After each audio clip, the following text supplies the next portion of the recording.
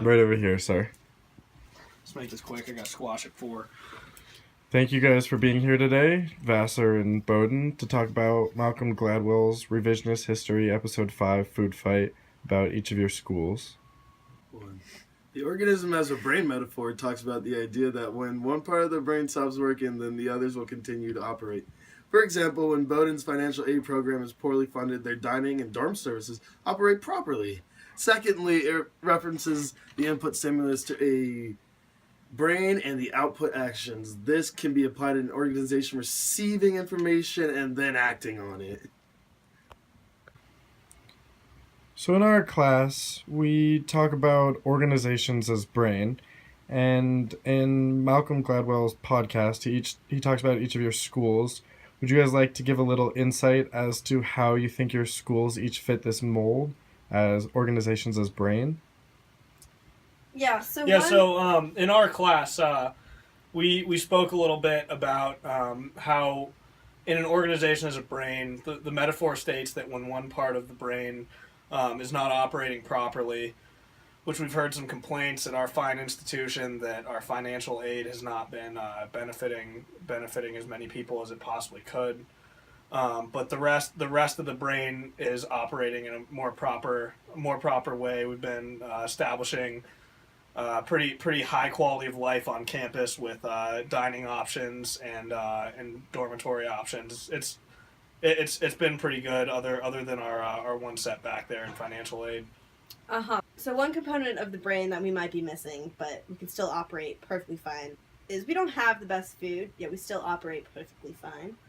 In fact, arguably better than Bowdoin, because we do supply financial aid, which is a critical part you should have within your brain or your organization.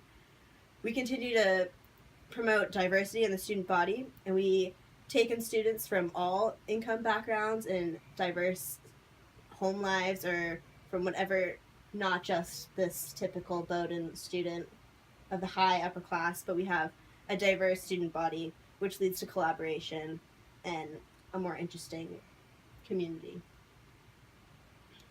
I think what my faulty counterpart is trying to say to me is that our institution is failing pretty seriously in our financial aid program. However, the organization as a brain metaphor does mention the inputs and outputs and sort of their effects on the brain as a whole. The input being an endowment, as well as students paying full tuition. Students will feel less inclined to be paying a full tuition if the output of the school isn't a high quality of life. So that's pretty much where we see our benefits going. Okay, but you need these high-paying or full-paying students, full tuition, but you don't give the opportunity to students who can't afford that. Whereas at Vassar, we give those students the opportunity to come here. We do rely on the small percentage, or whatever percentage it is, that is full-paying students. However, our inputs are that diverse community again, and you get the broader community, better engagement, classrooms. You might be sitting next to a student, one whose father is a businessman, another whose father is working in, I don't know, farming, struggling to make it. It leads to better conversation, better overall understanding of the world. The organizations as motivation and incentives metaphor suggests that people are more likely to do tasks after receiving a promise of a reward or incentive. In class, we also talk about organizations as incentives or motivations. Would you guys like to give a little insight as you think your schools fit this mold, in this case, as incentives and motivations? Yeah, I can take this one. You take 5 on this one, Vassar. So there's this idea and principle as the using motivation and incentives. If you were on a tour of a school, and you were to walk into a dining hall and you were to see dining options that are obviously gourmet options and pretty luxury food, and dorms that prove to be pretty luxurious themselves. you'd probably feel more inclined to, if you were in a position to be paying the full tuition for the school, you'd probably be wanting to go to the one that's going to give you the highest quality of life. They're trying to incentivize you with a high quality of life in order for you to strive as a student. I felt in my decision making process that it would be best to probably go to the school that's trying to incentivize me with luxuries. Things that don't matter. When you're looking at a school, okay, buildings and food are nice, but what you're really looking for is the people. Because you can have those nice things, but it doesn't matter if everyone looks like a lax bro and is the same boring, basic person. The people don't get you a career. But the people, yes, they do. Because you are not exposed to all different, diverse types of people, which is the incentive at Vassar. We have people, a variety of interests and backgrounds and types of people. It makes for better conversation, makes for an eye-opening experience, which most kids at about 18, when they're looking at schools, are rebellious. They want to get out, away from the family, away from their high school, something different. So you choose Vassar for the people and the experience.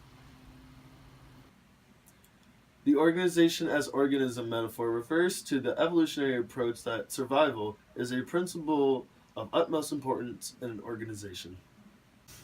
In class, we talk about organizations as organisms. Would you guys like to give a little insight as you think how your schools kind of fit this? At Bowdoin, if you were to think of the metaphor of organizations as organisms, you would take into account sort of the thought of survival as a species.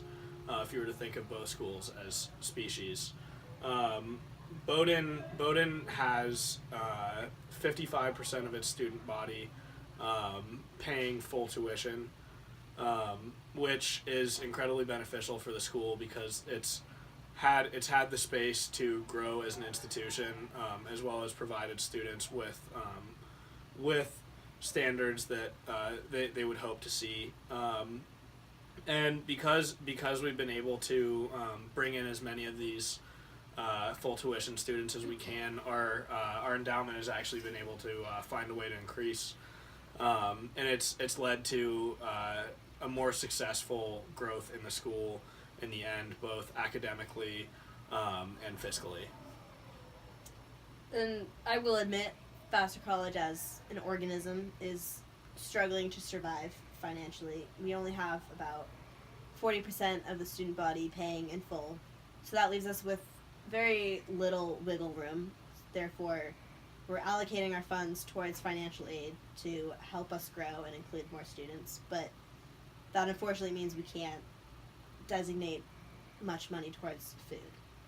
This is something that we are struggling with as an organism.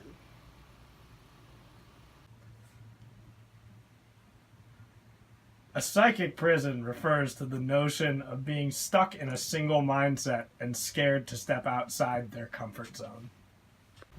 In class, we talk about organizations as psychic prisons. So would you guys like to give or talk a little bit about how each of your schools may be kind of stuck, or how individually you guys feel you might be a part of a psychic prison? At Vassar, I don't really think we are stuck in a psychic prison. I mean, we have students of all backgrounds. That's kind of the point of Vassar, and hence why we don't have the great foods for our financial aid to include everyone. So we already have this diverse background, open ideas. It's not one mindset. I will begrudgingly admit that I do see myself being in a position where I might be stuck in what is referred to as a psychic prison. I feel that I have established myself around very similar people to myself, as our financial aid program is not as well developed as Vassar's.